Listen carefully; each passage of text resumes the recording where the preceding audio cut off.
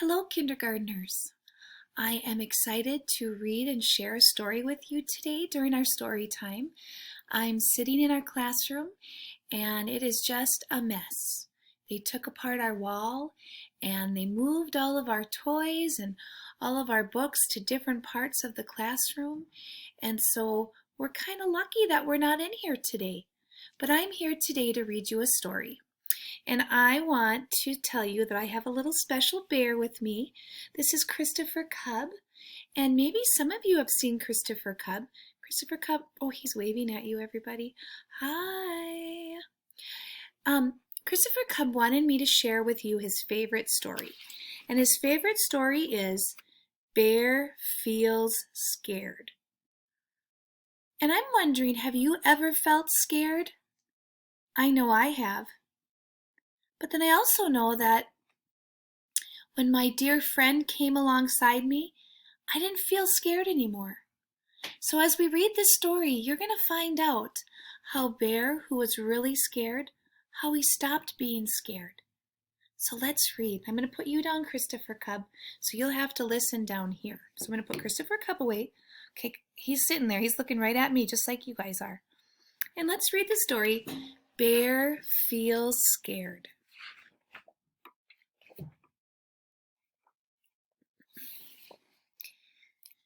In the deep, dark woods by the strawberry vale, a big bear lumbers down a small, crooked trail. Do you know what the word lumber means? Lumber means to move very slowly. So maybe today when you're walking around the house, you can say, "Hey, Mom, hey, Dad, watch me lumber around." And then you walk really slow like a bear. The bear's tummy growled as he looked for a snack, but it's cold, cold, cold, so the bear turned back. Must be really cold. The author used the word cold 3 times. Cold, cold, cold. And the bear feels scared. Oh, I forgot to read up there. It said he is not home yet when the sun starts to set, and the bear feels scared. I bet he felt really lonely because when that sun goes down and you're outside by yourself, you might start feeling scared. I get it, Bear. Bear shakes and he shivers as a storm starts to howl. Bear mutters, "What is that? Are there spooks on the prowl?" It does feel that way, doesn't it? When you're in the dark, it seems like every noise just gets louder, and so you get scared. And look at Bear, he's even hiding behind that that tree. That tree's not hiding him though, is it? The path gets dimmer, and the sky grows gray. Bear looks to and fro, but he can't find his way. He's lost. He huddles by a tree, and he waits, and he wails, "Poor me!" Do you know that the word wails is a word that means cry? That he's crying and he's saying, "Poor me, I'm scared." And the bear feels scared.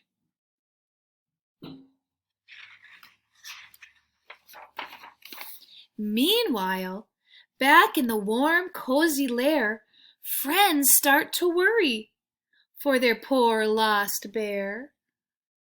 "It is late," Mouse squeaks, "and our bear doesn't roam." "There's a storm," cries Hare. "Shouldn't Bear be home?"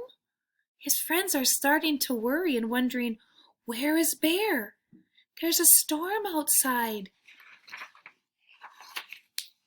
Wren tweets from his perch, "We must all go search." What if Bear feels scared? Well, we know as readers that he is scared.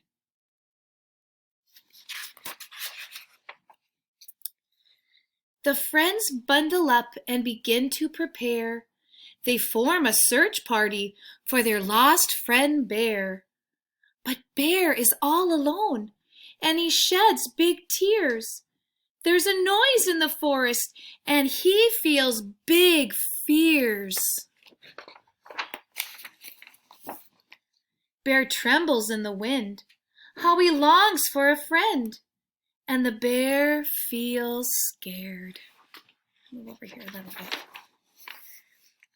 Badger lights a lamp and he shouts, "Let's go!" All the birds search high and the rest search low. Well, why would the birds search high? Well, that's right, they fly. With a flounce and a flutter, they set off together.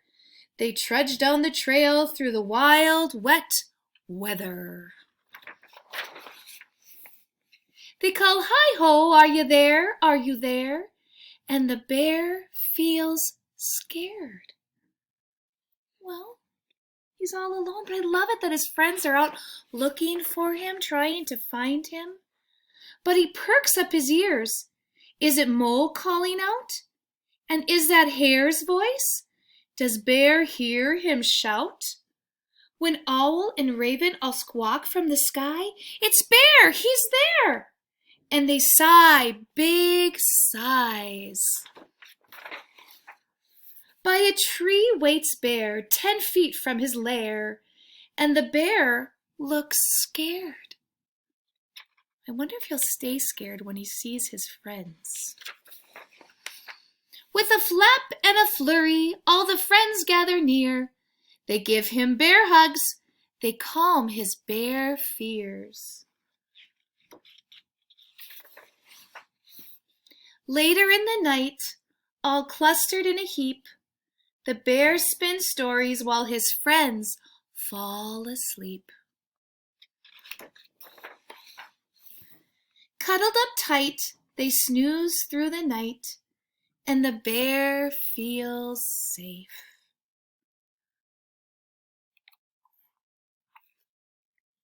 I think Bear felt safe when all of his friends came, and they reassured him that he's okay.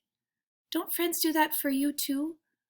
When friends come alongside you and say it's okay? Let's be friends like that today. When we see someone who's sad or scared or feeling kind of unsure about what's going on, would you make sure that you say, "Hey, I'm here. I can help you." Now, when I think about this story, I think about the setting of the story. Does anybody remember where the setting of the story was? Well, that's right. It was in the deep, dark woods. And that's where Bear was really scared. Say, besides Bear, who were some of the other characters? Do you remember? Let's see. When I open up the book, I see lots of different friends. I'm going to open up to this book. What do you think we see when you look right here? Who were some of Bear's friends? Well, Hare. Where's Hare? Hare was a friend. There's a wren. There was a badger. What other characters were in the story? Do you remember? Good. Now, what happened in the beginning of our story? Do you remember?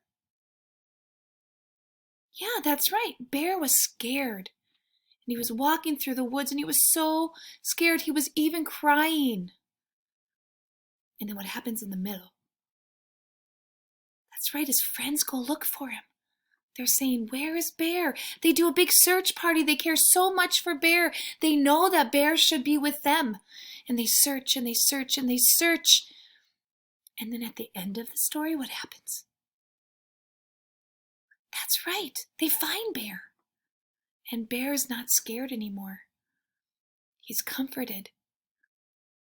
He's with his friends. Bear feels scared. Have a great day. Bye-bye.